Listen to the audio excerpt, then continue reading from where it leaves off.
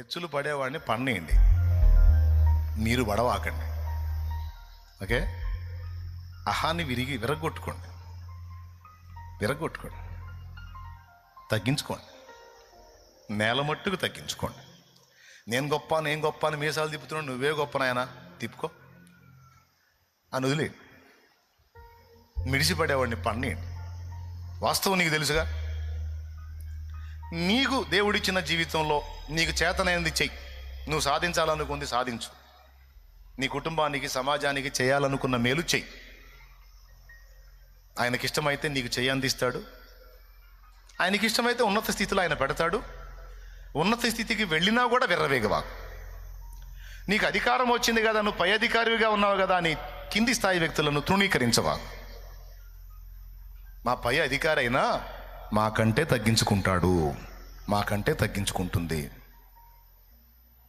ఎప్పుడు అతిశయించినట్టు కానీ, గర్వించినట్టు కానీ, విర్రవీగినట్టు కానీ, ఎచ్చులు పడ్డట్టు కానీ లేదు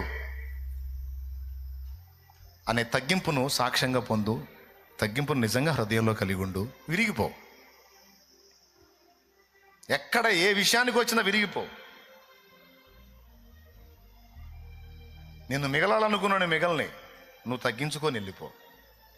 ఇది నా దేవుడు నాకు నేర్పింది. పెళ్ళికి పోయినా, పెటాకులకు పోయినా, ఏ కార్యక్రమానికి పోయినా, సభకు పోయినా నా దేవుడు నేర్పింది తెలుసా? చివర్లో కూర్చోరా అని. చివర్లో కూర్చోరా. నాకు అదే ఇష్టం. పోయి ఆ ధరనే కూర్చుంటా. నేను అక్కడికి ఎక్కి అక్కడ కనపడాలంటే నా తండ్రి చూసుకుంటాడు, పోయి కూర్చుంటా. నేను కోరుకోను పైన ఎక్కాలని. ఆయన ఎవరో ఒకళ్ళకి సమాచారం అందిస్తాడు, వాళ్ళే పిలుస్తారు. గౌరవంగా పోయి అక్కడ నిలబట్టి 2 మాటలు మాట్లాడి ఒక పాట పక్కకు వచ్చేస్తాను. అంతవరకే. ఎక్కడికి పోయిన అగ్రస్థానమును కోరుకోను, గుర్తింపును ఆశించను. నాకు అవసరం లేదు. ఏమైనా అర్థమైందా నేను చెప్పింది? అలాగే పరిచర్యలో కూడా ఎవరి మీదో పోటీ పడి నేను ఏదో చేయాలని చేయలా. ఆత్మల రక్షణ గురిగా పెట్టుకొని, యేసయ్య నామ మహిమ, ఆత్మీయుల క్షేమం, ఆత్మల రక్షణ, ఈ 3 గురిగా పెట్టుకొని పడతన్నా. ఇప్పటికీ దేవుడు చేయాల్సిన పని దేవుడు చేశాడు. పరిచయం చేయాలనుకున్న వాళ్ళకి పరిచయం చేశాడు. అదంతా ఆయన చూసుకున్న పని. నేను అలా ఎక్స్పోజ్ అవ్వాలని ఎప్పుడు ఏది చేయడానికి ఇష్టపడాలా. పాటలు అంటారా, తలాంతి ఇచ్చాడు కాబట్టి క్యాసెట్ చేశాను, 10 మంది విన్నారు, ఆత్మీయ మేలు పొందారు, వాళ్ళు సంతోషం, నాకు సంతోషం. తద్వారా నేను ఎక్స్పోజ్ అవుదామని చేయలే. నాకు ఇచ్చిన తలాంతు 10 మందికి ఉపయోగపడితే చాలనుకొని చేశాను.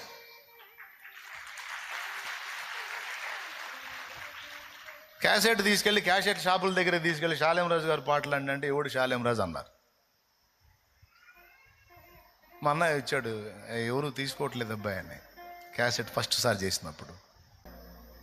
లేకపోతే ఇంకొక గుర్తింపబడ్డ వ్యక్తులు ఎవరన్నా పాడారా? కనీసం మ్యూజిక్ డైరెక్టర్ అన్నా గుర్తింపబడ్డోడు చేశాడా? ఎవరు లేకుండా ఎవరయ్యా షాలేంరాజు? ఓకే, ఏం పర్వాలేదు, ఆడ పెట్టేసే అన్న. దేవుడు కార్యం చేయటం మొదలు పెట్టాడు. ఫోన్లు చేసి వాళ్ళే క్యాసెట్లు తెప్పించుకొని అమ్మటం మొదలు పెట్టారు.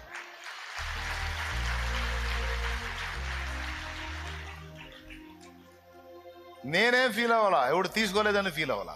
చివరికి దేవుడు కార్యం చేసిన తర్వాత ఈరోజు చూస్తే అది కోట్ల మంది ప్రజలు ఆ పాటలు విని దేవుని మయంపరుచుకుంటాం. కోట్ల మంది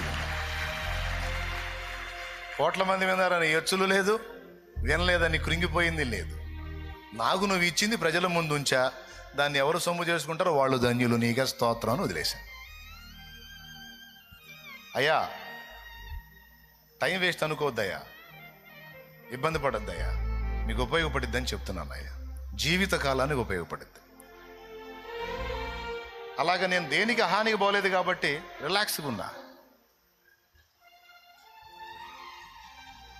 దేవుడు కృప చూపాడు, 10 మంది ప్రజలకు తెలిసేటట్టు చేశాడు. ఆయన ఉప్పొంగల. నా హద్దులు ఎంతవరకు అంతవరకు ఇప్పటికీ నేను అంతే ప్రయాణం చేస్తాను, ఇక ముందు అంతే చేస్తాను. 3 సంగతులు చెప్తున్నా. ఈ భూమి మీద మనం ఏ హడావుడి పొందినా అది భ్రమే. అందుకే నేను ఎచ్చులు పడలా. విర్రవీగాను అనుకో, అది స్థిరం కాదుగా, స్థిరం కాదుగా, ఉండనుగా. ఎందుకు మరి? కాబట్టి ఘనతని నేను గొప్పగా తీసుకోలేదు, అవమానాన్ని గొప్పగా తీసుకోలే. ఆ రెండింటిని పక్కన పెట్టినందున రిలాక్స్గా ఉన్నా. 3 చెప్పా. అహానికి పోవద్దు. ఇంట్రెస్ట్ ఉంటే రాసుకో. 3 అందరికీ, ఈ స్టార్టింగ్లో ఉన్న వ్యక్తి దగ్గర నుంచి ఆ చివరి ఉన్న వ్యక్తి వరకు చెప్తున్నా, లైఫ్ లాంగ్ ఉపయోగపడే సూత్రాలు. నంబర్ 1, అహానికి పోవద్దు.